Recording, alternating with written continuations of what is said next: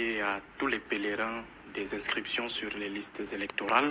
J'aimerais leur faire savoir qu'au-delà de toutes les polémiques autour de la nécessité de participer au jeu électoral, il y a que, quelles que soient les options qui pourraient être adoptées, abordées par les uns et les autres, à la fin, on finit toujours par aller dans les urnes.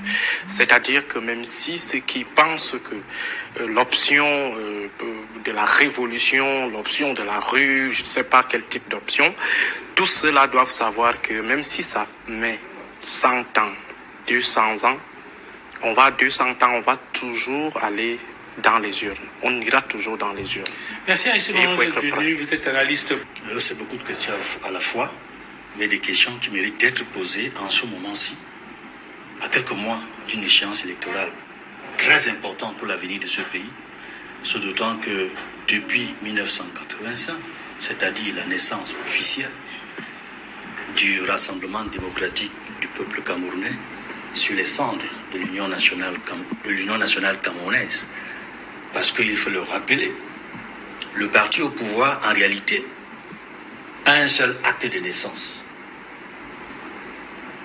L'UNC, l'Union nationale camerounaise, est née d'une fusion entre plusieurs formations politiques. Le premier, c'est qu'en 1966. Ce qui s'est passé le 24 mars 1985 est bien écrit dans les textes de base du RDPC.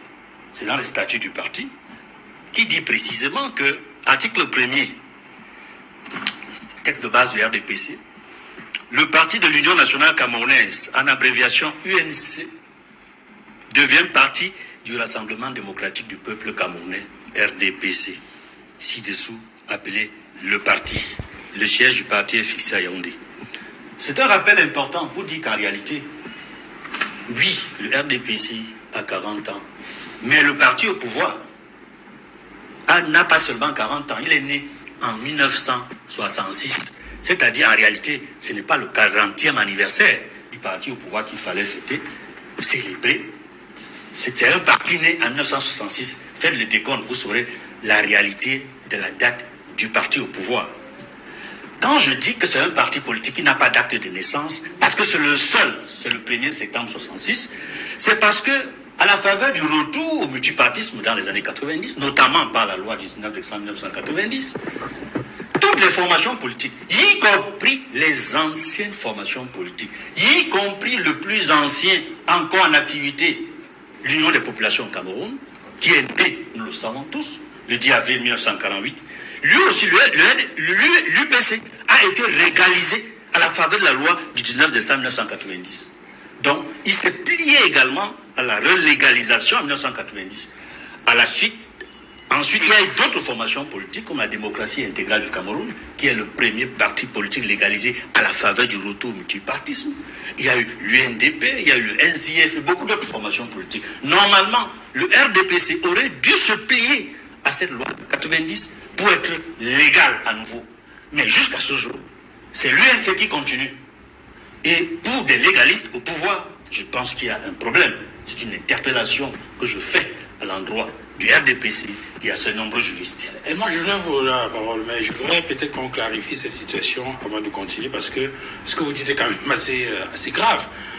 Éloi Fouchivé, lorsqu'on écoute Edmond Kamgia, en fait, en disant que le RDPC célèbre ses 40 ans, ce n'est pas vrai. Parce que de son point de vue, le RDPC était d'abord l'UNC. C'est l'UNC qui devient le RDPC. Et que de ce point de vue, on ne peut pas considérer que le RDPC a un autre acte de naissance en dehors de celui qui porte la date du 1er septembre 1966 où le président Ahidjo avait fait fusionner toutes les formations politiques, aussi bien du Cameroun, de l'ancien Cameroun occidental et du Cameroun oriental, pour constituer l'Union nationale camerounaise. Que répondez-vous à cela? Je reprends simplement en disant que nous parlons du RDPC. Si l'UNC est devenu RDPC, il s'agit du 24 mars 85 à Bamenda. Donc, nous fêtons le RDPC.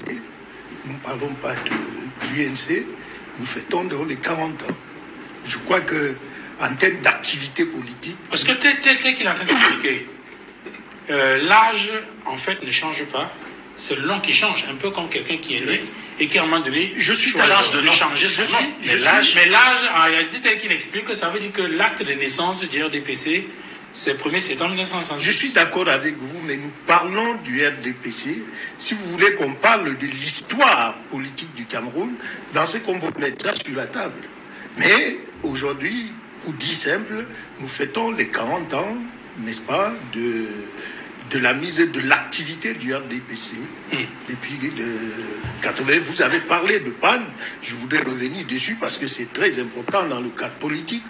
Je suis quand même politique sur la table, dit que le RDPC est-il en panne? Je vous dirais que je répondrai non.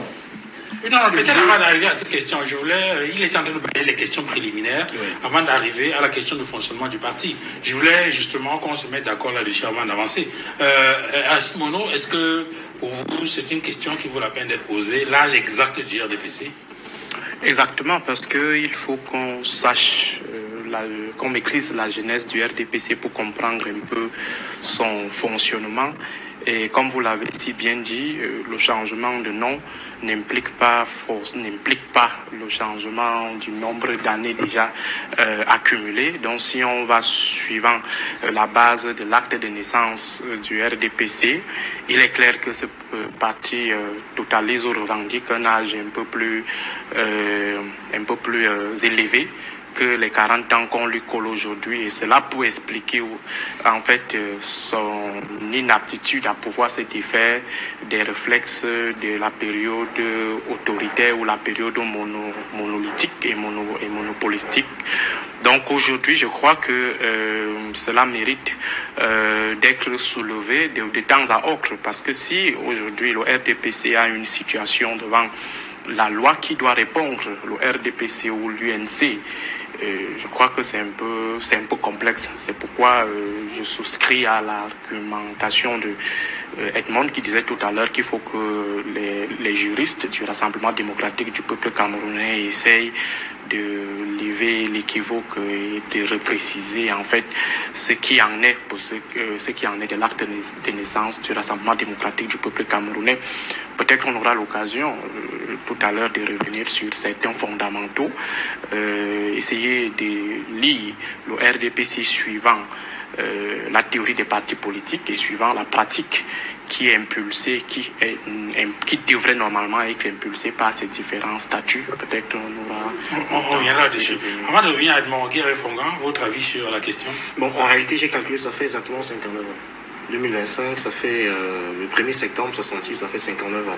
Donc, à la vérité, le RDPC doit avoir le courage et la fierté d'assumer cet héritage de l'UNC là. Parce que ce que Edmond a oublié de dire, c'est que quand le fameux congrès du 24 mars 85, c'est qu'il y a un fameux conflit entre l'ex-président Amadou Ahidjo et le président Paul Biya sur la préséance du parti, à savoir si c'est le président du parti ou le chef d'État qui doit être mis en avant. Et donc, manifestement, le président Paul Biya, qui veut à ce moment-là affirmer son leadership personnel, est obligé d'opérer la rupture brutalement.